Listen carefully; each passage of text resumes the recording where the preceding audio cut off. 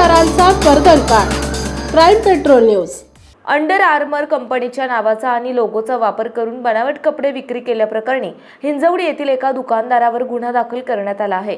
ही कारवाई शनिवारी 10 तारखेला सायंकाळी मेगा फॅशन या दुकानात करण्यात आली। पुरण रंगलाल बोरवाल वय 45 कोथरूड पुणे असे गुन्हा दाखल झालेल्या दुकानदाराचे नाव आहे। या प्रकरणी सुनील रत्नप्पा पुजारी वय 32 राहणार मुंबई यांनी हिंजवडी पोलीस ठाण्यात फिर्याद दिली।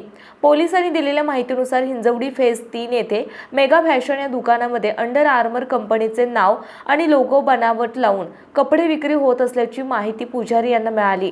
पुजारी हे अंडर आर्मर कंपनीमध्ये नोकरी करतात।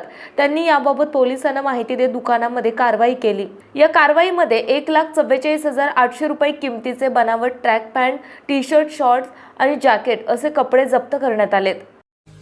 आपल्या परिसरातील महत्त्वाच्या बातम्या पाहण्यासाठी आमच्या क्राईम पेट्रोल न्यूजच्या चॅनलला सबस्क्राईब करा आणि बेल आयकॉन प्रेस करा।